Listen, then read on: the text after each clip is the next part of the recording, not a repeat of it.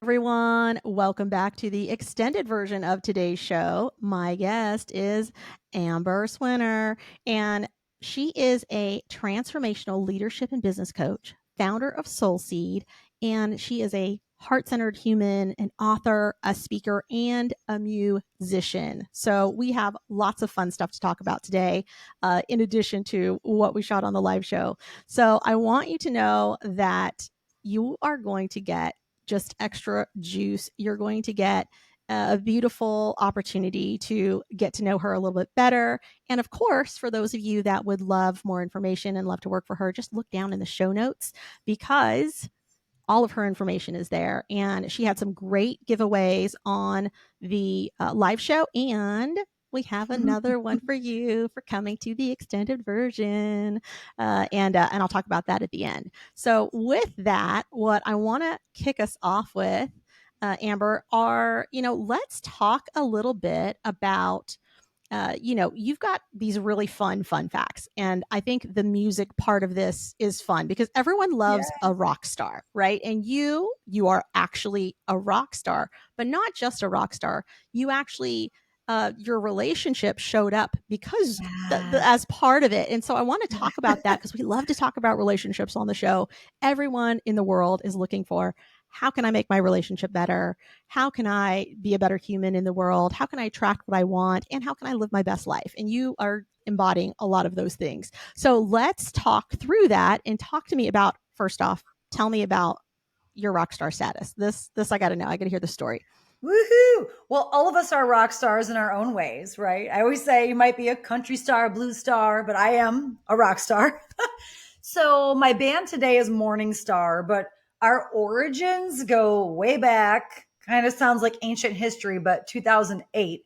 So I am from Wisconsin and I am originally from a rural area. And after college, I found myself back in that area. My best friend knew I wanted to start a band. She saw an ad in a newspaper, okay, looking for a singer for a band. And I answered that ad. And so, in this small town world where I'm originally from, which I never thought I would be back there, by the way, there's a section that lists like free things and rummage sales. And that's where this guy, Brandon, who's my now partner, had listed the ad, wanted singer for a rock band.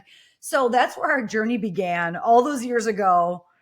I mean, just it's hilarious looking back. Like we were so young. Yeah. And even when I went for the audition, I had to meet him at a small town gas station and follow him out to his family farm in the dark where there was no phone Oh, service, wow. like no Okay. cell service, like things that like, Today would be a red normally would be flag. like, wait a minute. Yeah. Yeah. So that's where we started as a cover band, but we quickly knew we wanted to write our own music and we evolved. And over the last few years, we've just really started taking off as Morningstar. We have out music videos, have an album, and but it's quite a journey doing music with your partner. Yeah, In and I love business. that you answered an ad. I mean, because technically, you answered this ad thinking that, oh, I'm, going into this for music. Did you have any idea that there would be any opportunity for a love connection? No. And in fact, when I called to set up meeting, I was confused because I was talking to a guy on the phone. It was Brandon, but there I heard a bunch of kids like being rowdy in the background and he was yelling at them to shut up. And Oh, I was like, does this guy have a bunch of kids? It turned out it was his siblings. He comes from a family of 8. He's the second oldest. So like all these funny factors. But by the way, so when I went for the audition, he pulled up in like this hot Firebird car and he just had this really bad haircut, but like I could just see he was so cute, peeking out the window with these dimples. He told me later that on the phone he thought I sounded hot, so that's why he had to wear his best Amber Crombie back then was the wow. right, and he got his car out of storage, so it's kind of hilarious, right? Like he was planning for the opportunity, and I was like, Yeah. who are these young guys? Like, what is this? This is great. This is great. My friend and I were just talking because we've been listening to this relationship podcast, and it's funny because she said women, we're more picky, as it turns Ah, out. and men are Ah, not as picky. And so when yeah.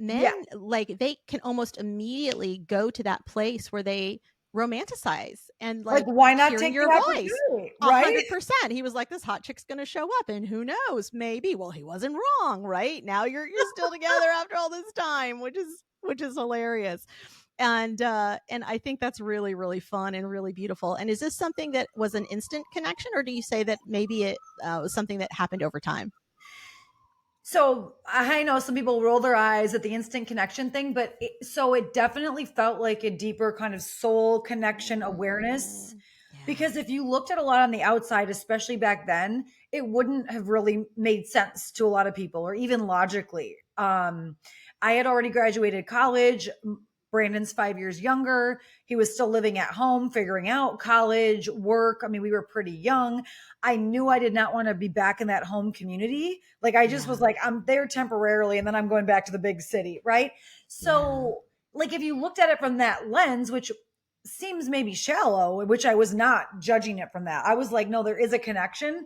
But I know from the outside world, it could have looked like, and I even had some friends initially who were like, okay, Amber, you kind of already have a career. You've already traveled the world a bit. And like, he's nice and like he's still figuring himself out. So I Mm, did feel like there was this deeper sense of no, there's something deeper here meant for us to like grow together in life. yeah. Yeah. Which, I think I've always had a strong intuition. I didn't always know how to listen to it, Mm, but I just, mm. that was one of those moments where that was kind of the intuition speaking to me. Oh, I love that. I love that. Well, good on you for listening to your intuition, because I think sometimes, whoo, we can ignore it, and who knows what Yeah. what passes by. Yeah. I also believe that, what's not meant for us, what is meant for us is not going to pass us by. So there's also that Yeah. piece of it. Yeah. And it's such a fun thing. I love what you just said about, like, even though you knew something was deeper there, even if someone else couldn't see it. And I think it's really important to just acknowledge that sometimes in relationships, that, and I know this is very true for me, like, I'm an open book and I can talk to anybody, but that's not true for everyone. Not everyone Yes. has their cards out all the time with everyone. Some people want to reserve that for their partner, or they reserve that for the place where they feel safest. And if that Mm. happens to be with you, I don't think there's anything wrong with that. And it is beautiful to see that you get to have a side of him that probably a lot of people might not see, and you get to really, get in there and see what's under the surface, and work with it and enjoy it, and it's Yeah. it's all yours, like, it's Yes. that really, 16 like, years later, I'm personal still thing. digging. Yeah, that's right. That's right. I heard that's what keeps it spicy, is as long as you're constantly digging, like, we're always looking for new information. We're always dating our partner. That was the advice I was given. So I'm like, I okay, love let's do that. this. Let's do this. Yeah, I'm still dating. So it's been a mixed bag. I can definitely say, unfortunately, Mm. no instant connections yet. So, Mm. I'm giving it time and energy, and letting the vibe be where it needs to be. So, Yes. that's a big piece of Yeah. it. So, And I think that's you important to not have the pressure of like, right? oh, Because I for think sure. sometimes we can fairy tale romanticize that thing Yeah. and that doesn't happen for a lot of people. So, Yeah, yeah, and I'm definitely one of those people who, look, would I love to just walk around with a handsome man all the time? Sure, that's great. And that's not actually, at the end of the day, what gets to my heart. And yeah. it's not what gets to other parts either. Like, it's definitely, Yes.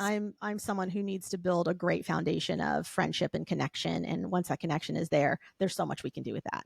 But if there's Mm. not, then no, sorry. Like, it's just Yes. not going to happen. Yeah. Yeah. So I know that you are the first generation in your family to graduate high school. Um, Tell me, like, what did that mean for your family? What did it mean for you? Yes. Whew, yeah. So it's my sister and I, both first generation, and then my younger brother too. But oh boy, it's I think the older I've so growing up, I have this loving, hardworking family. Everyone's family has their challenges, and mine really had this multi-generational under education, alcoholism, Mm, challenges, a lot of scarcity and lack. And I just felt it as a kid. Like it didn't feel comfortable. It didn't feel like how we're meant to be. But I think as I've Mm. gotten older, I've been able to really look at like, wow, that is to really look at all those years and generations of people that were undereducated and struggling to get by. And the more we learn about how multi-generationally the things that get passed on. And so a lot of my work has been really that unpacking and really coming to understand, well, who am I truly authentically meant to be in the world, and not based on the patterns, the belief sets, the energies of all these things that, Yeah. have been passed down. So Right. something like graduating high school or going to college is just normal in a lot of families. But for us, that was a huge barrier Milestone. to Mm. come, to come through. Yeah.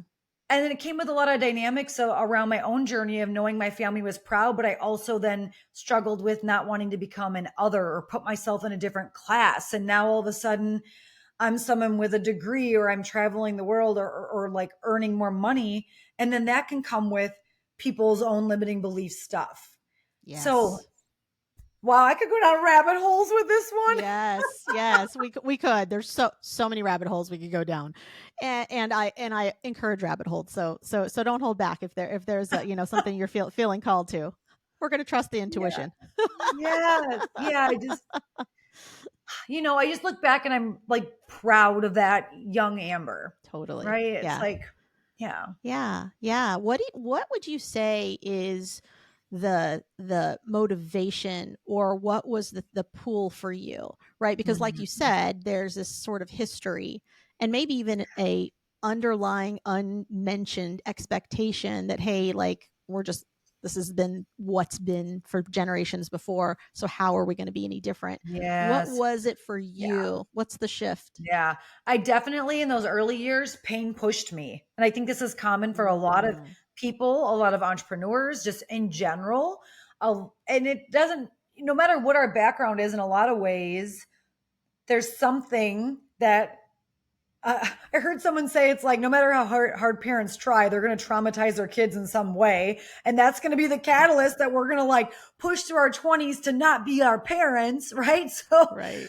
I mean, in a lot of ways, it was just this strong desire I didn't want to struggle and fight every day the way I witnessed my parents struggle with just even having money for bills or car repairs, and the anxiety feeling that was constantly there. So a lot of it was pain pushing me to say, I refuse to just get by on the day to day. I don't want to feel trapped by like limited choices. Like I have to be in a job that I hate, in a relationship I hate, and never have like any, access to get myself out of that situation. So that really pushed me a ton through my 20s. I worked multiple jobs. I worked extremely hard in my one of my first corporate type jobs, became a top salesperson. But then that started to shift when approaching my 30s into early 30s, when I really saw how exhausted I was with all that. And I Mm, started to think, wait, there has to be another way. Like there has to be more yeah. joy to life. So it Mm, almost like happened in phases. yeah. So that's I what love pushed me that. initially. And then it was like the pain pushed until the desire and the vision and my heart started pulling me. And then things Mm. started shifting. Yeah, there's a guiding principle that I hear you saying, and obviously you're a leadership coach, so I it's so clear to me that you embody this piece of leadership, because this you're doing it right now in this story, Ah, which you're showing how you took radical self ownership, and you mm, also said, "Hey, no one's going to rescue me or save me, and it's up to me to like yeah. make some shifts and make some changes and just decide that whatever has been the standard before, I'm going to raise the standard, because there's a better way. There's a better life. There's more to this." And so oftentimes people talk themselves out of what can be Yes. better, what they actually want. They also start, having the conversation with themselves of how they're not good enough, and, oh, look where they came from, instead of, look where I can go. Look how I can be a Mhm. catalyst for change. How can I take complete ownership over what's happening in my life right now and use that as a catalyst to fuel me as I move forward and make some shifts and changes. So congratulations, because this is so often times where people get stuck. They might, struggle in school, and instead of just sticking with it and maybe getting a tutor or doing whatever, studying a little bit more, talking to a teacher, instead of getting help or completing, a few more steps forward, they stop. And it's when they stop that's when that cycle, that pattern, anything generational takes over again, right? And then they just get stuck in that old story. And you're such a beautiful example of how we can change our story at any time, and that's really inspiring. So thank you for sharing that. That's really beautiful. Talk to me about the path of leadership. How did you get into coaching, into leadership coaching specifically? Because there's so many right? There's a coach for everything. You could have been a coach for anything out there. So what was it about leadership that made you go, this is the one, this is where I'm landing? Ooh, thank you.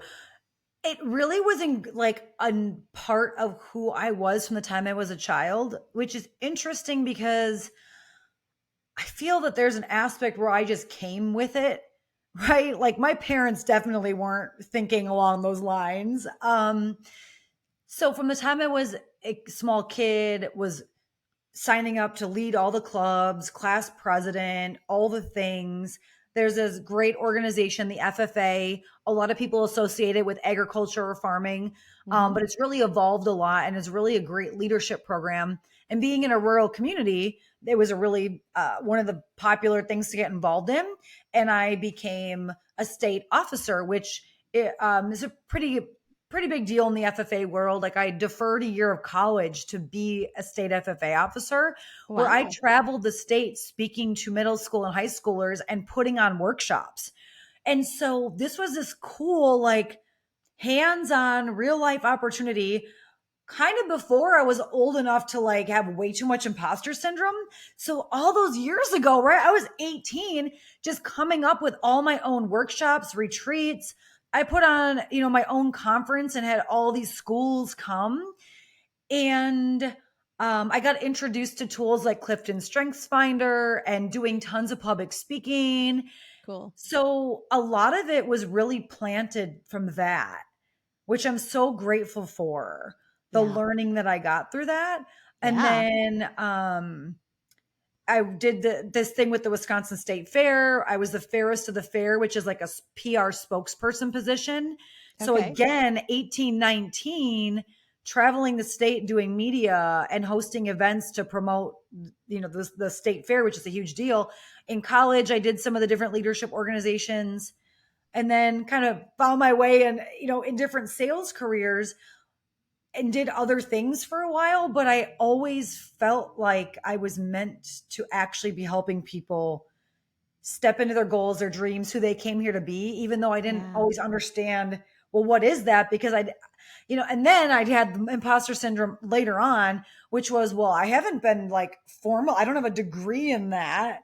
So then I like had to Mm. stumble my way back into it later. So Yeah. yeah, to answer that, I think a lot of it was planted from the things I got involved in as a youth.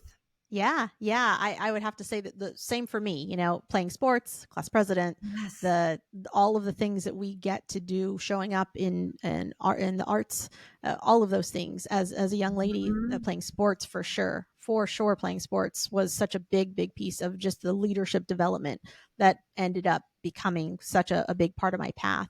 And this is where I really want to encourage you, if you're a parent, if you are a young person who's still, in your school years, any school years, even if you're in college, this is a really great opportunity for you to embrace all of those activities. And I realize some of you are like, oh, I just want to go home and play video games. Don't do No, it. I Don't agree do with it. Like, you. go, yeah, go Like play any of them sports. are Yes, great. You go will be in learn. drama. Yes. Yes, go be in music. The FFA that Amber was referencing is called Future Farmers of America, is what it stands for. And that organization been around a very long time. I used to be a runner at the fair when the kids were selling their animals, and so Yeah. the Yep. agriculture part of it, yeah. And Yeah. it was bittersweet. Obviously, the kids, were happy to sell their animals and crying Oh, because they knew yes, I their went pig through was going that. to the back to get eaten. Yeah, I sold yeah, it was farm tough. animals and then I bawled my eyes Oh, out and, that's a whole yeah. journey. Yeah, it is a whole journey. Yeah, it is. It really is. It laser focuses you. My joke with everyone is, look, I think if we all had to actually go pick our animal and like, butcher it, like we'd be a lot more vegetarians. It'd be such a different world. It's such a different lens, especially when you've named it, your pig Maggie. Like no one wants to eat Maggie. It just doesn't work. It just No, doesn't work when you sit this at the is not table. right. It does not work. Yeah. So these are amazing things to put your put your kids in programs if you have the ability to do it, even if it's the YMCA, even if it's some extracurricular group, because this is where they get to learn how to forge relationships and also deal with conflict. And this is where they build their leadership skills, and they can really, really be great skills to set us up for life. And I greatly believe, I'm so grateful for all the teachers and influencers that I had as a kid, and that gave me a lot of these opportunities, and brought me to where I am today too. So it's a beautiful, beautiful synchronicity. And it's so funny because when I look through your like profile and I look through your story and your fun facts, I'm like, oh my gosh, we have so many like fun mirrors. And I'm just Love reminded, that. I'm just like this is fun. Like it's fun to go through life and just meet other people who have been like a little fairy through their life, just living their best life and having all these like cool fun Yes. Okay, experiences. where So did you it's grow up that your county fair was? What state? so I was in California, and I Yeah. was in the high desert of Los Angeles County, so in a little town called Lancaster. And so Ah, out in Lancaster was an even more rural place called Rosemond, and I actually lived in Rosemond for a couple of years. And my brother-in-law's father was I think he was like the president of that chapter or something like that. He was a science teacher and was big into agriculture. Raised his own yep. animals and things like that. And he was a teacher there for the longest time, and that was his way. And that was my Yeah. in to learning about that stuff, because otherwise I've been a city girl most of the time. So that Right. was my exposure, although my mom and her side of the family all come from farming. So my mom grew up in a tiny Yeah. village in Thailand, and that was the family business was rice, mangoes, lychees, longan, all the tropical Mm. fruits. And so it was, it's a different life. And I'm Mhm. one of the first in the family to also, go from the kind of like ag farming piece of it. And I'm a generation that it's skipped all that and shifted things into a different way.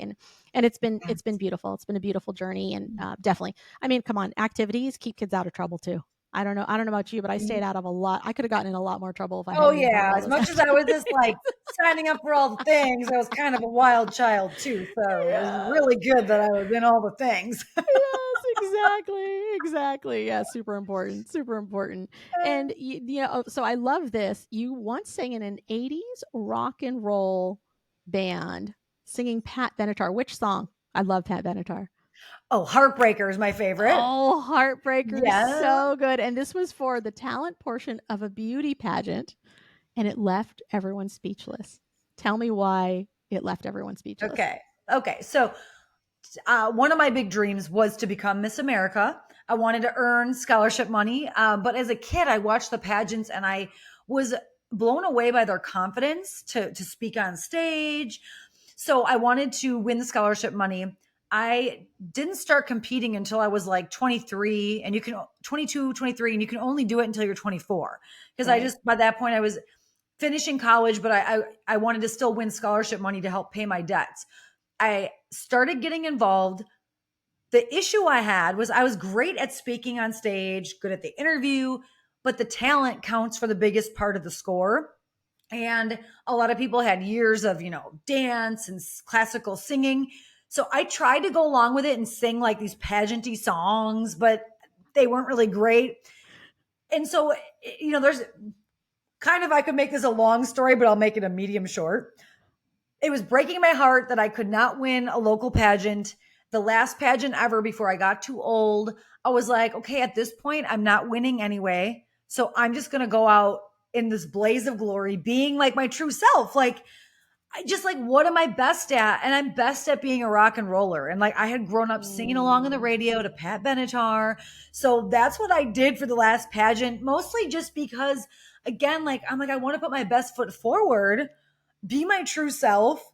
Right. And I went out there and I did this like 3-minute version of her rock song. I still remember what I was wearing: a sparkly top, leather pants, 7-inch heels. And I will never forget the looks on people's faces. They I were love kind it. of like, okay, like what just happened? Because everybody else is singing beautiful opera and doing Right. elegant dance. And I'm out there like, my rock and Rocking it. rolling it. And I did not win, but years But you later I did. came to but I did. But But I you did. did. That's right. Exactly. But you did. And Yeah. kind of one of my favorite stories now, that, and I Oh, use it it's a in my great story. even corporate speaking and training, Yeah. like helping people tap into and remember what is that part of you when you're just your truest self. And I think we all have a part of ourselves where there's like a cost that is too big to try to win, right? Mm, Like there's a point at which you're selling your soul to get ahead, and we each have to know mm, where that line is for us. And that's kind of what it was for me with the pageant, because I have yeah. started to feel like I'm trying to fake and fit what they're telling me to do so I can get them to give me a title. And Right. like, at what cost, right? Right. Right. Right. Yeah, absolutely. Absolutely. At what cost? And that's such a life lesson, right? Because we all do it. We all trade. We all make these trades in our lifetime of like, okay, is it my time for money? Is it Mhm. a compromise of maybe a value because of something else? We hear obviously the amazing stories when I think about the guy that did the Rocky Balboa story, right? Sylvester Stallone, how he wrote the script and said, "Look, but I got to be in it," and people kept telling him no, and he waited, and then he was like, "No," like that was for him. It was a hard line.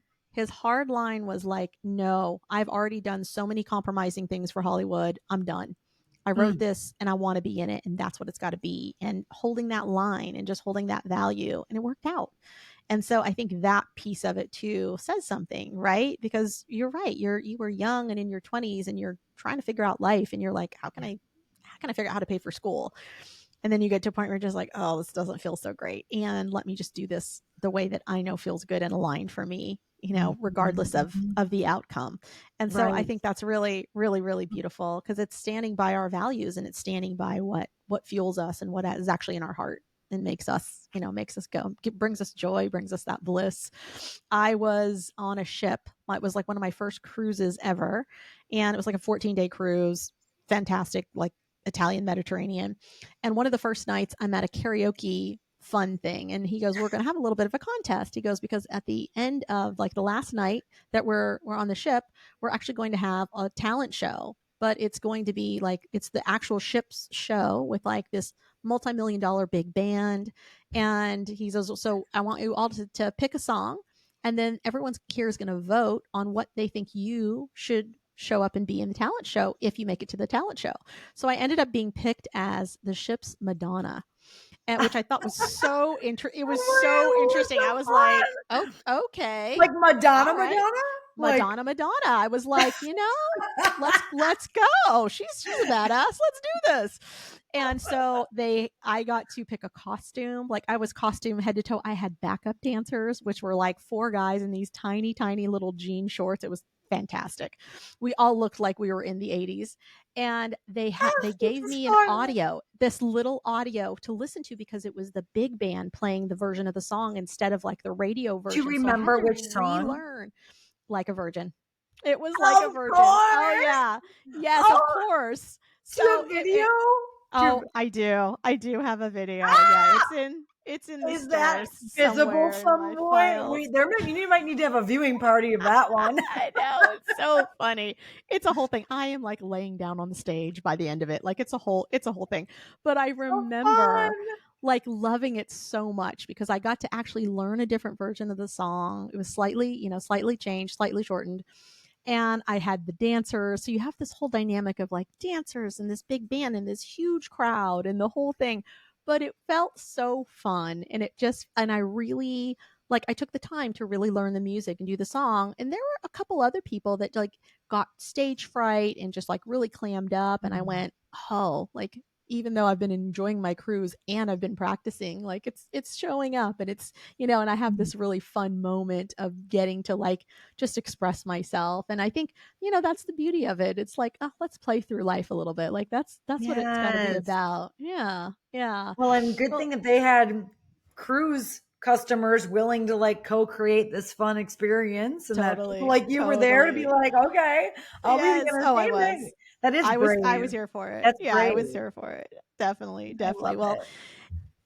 Amber Swinner, thank you so much for being on the call today. You have been an amazing guest. And everyone, I want you to look down in the show notes and look down into the comments, because my team has dropped for you a link to the leadership guide, and it is Develop Your Leadership Vision. And it's for everyone. It doesn't matter if you are the CEO of a company, or if you are the CEO of your household, or if you're just the CEO of yourself. This is going to apply to all of you. And Amber, thank you for being so generous. Thank you for your gifts and for letting us know about the book. For all of you who want to, if you didn't catch the live show, please go back and listen to it. More gifts, more joy, and I can't wait to have you back in the future, and just wish you all the best and everything you've got going on. Thank you. This has been amazing. Absolutely. Thank you. Bye, everyone. Until next time.